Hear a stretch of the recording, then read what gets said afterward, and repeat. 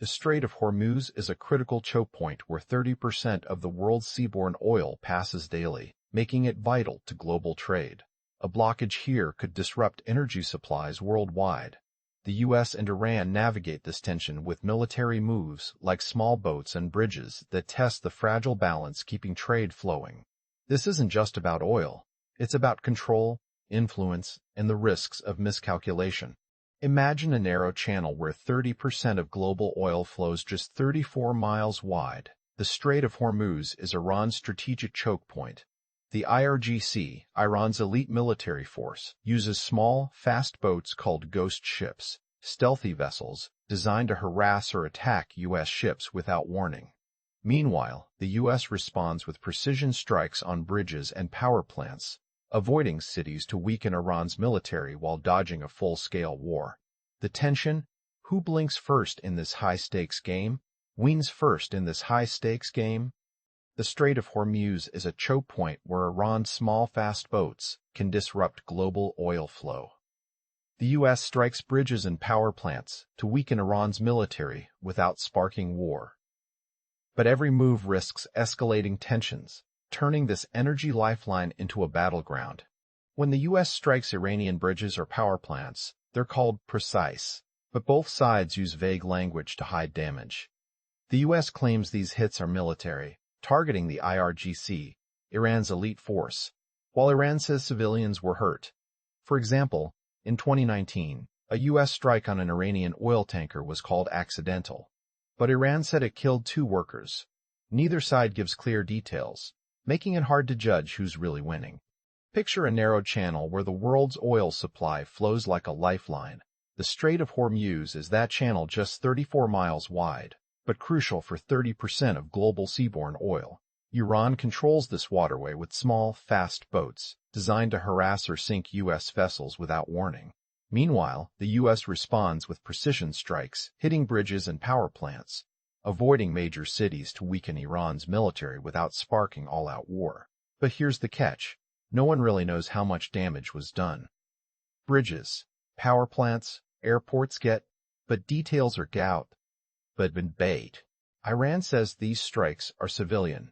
The U.S. insists they're military.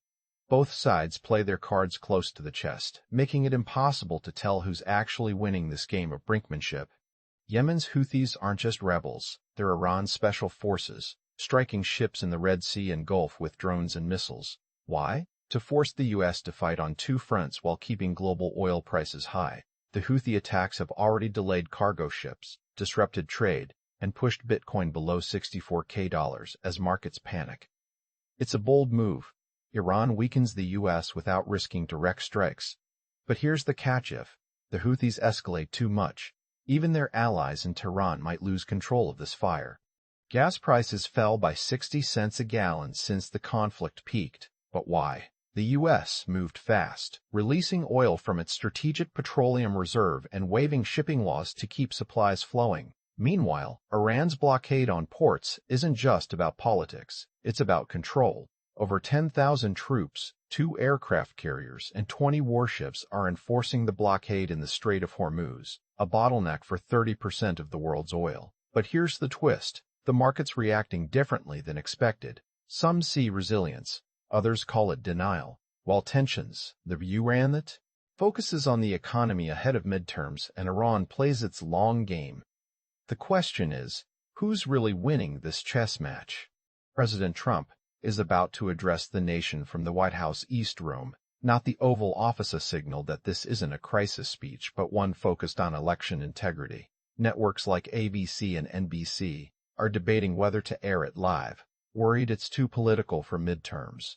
Meanwhile, U.S. warplanes have struck Iranian power plants and bridges for 6 nights straight, aiming to cripple Iran's military without sparking all-out war. But here's the tension. Trump's speech may rehash false claims about his 2020 loss, while downplaying the very real risks of escalation in the Gulf. The question is, can he balance both messages, or will one overshadow the other? When President Trump steps to the podium tonight, most TV networks won't air it live. Why? Because they're afraid of looking partisan, just like when they skipped Biden's 2022 address packed with election lies. But here's the catch. This isn't just about politics. It's about control. Networks decide what you see, and right now, they'd rather focus on storms in New York than a speech that could spark global chaos. Meanwhile, backstage, White House staffers are being fired for profiting off speeches, while Iran's military moves like shadows across the Strait of Hormuz. The question isn't just about what Trump says, it's about who decides if you hear it at all. Imagine standing in New York City, where the air feels thick and heavy, not from humidity, but from smoke drifting across thousands of miles from Canadian wildfires. This isn't just a local issue, it's a sign of global climate stress, adding to the tension already simmering in the Strait of Hormuz. While the world watches U.S.-Iran standoffs play out like a chess match, this smoke reminds us that small actions like burning forests or moving warships can spiral into much bigger consequences. Is this just another distraction, or a warning that climate and geopolitics are colliding in ways we can't ignore? Imagine a digital currency, Bitcoin, trading at $64,000. Now imagine a sudden strike on a U.S. base in Jordan, killing 2 service members. Within hours, Bitcoin plummets as fear sweeps through markets. This isn't just about money. It's about risk-off sentiment, where investors flock to safety when the world feels unstable. The Strait of Hormuz becomes more than a waterway, it's a flashpoint, where geopolitical chess moves trigger global market tremors. Every strike, every warning from Iran, sends ripples through markets, reminding us that small actions in one corner of the world can spiral into widespread consequences. Picture this, a narrow waterway, the Strait of Hormuz, where every ship that passes is watched like a hawk. The U.S. has tightened its grip here, blocking Iranian ports to squeeze Tehran's economy. It's a high-stakes game of chess on water, but it's not just about oil or money. Iran warns of devastating retaliation if the blockade tightens further. Meanwhile, Bitcoin trembles at $64,000 as global markets brace for the next move. Small actions here like moving warships or firing drones can send shockwaves through economies and markets worldwide. This isn't just a regional conflict, it's a global warning that small moves can spiral into something much bigger. Picture a narrow waterway, Chokepoint to global trade, where every ship passing through is monitored like a hawk. The Strait of Hormuz isn't just about oil or money, it's a battleground for regional dominance and nuclear ambitions. Iran warns of devastating retaliation if the U.S. tightens its blockade further. Meanwhile, Bitcoin trembles at $64,000 as global markets brace for the next move. Small actions here like moving warships or firing drones can send shockwaves through economies worldwide. This isn't just a regional conflict. It's a global warning that small move bigger ends at spect. Imagine a narrow waterway, the Strait of Hormuz, where every ship that passes carries more than just cargo, it carries the weight of global trade and tensions. The U.S. has tightened its grip here, blocking Iranian ports to pressure Tehran's economy.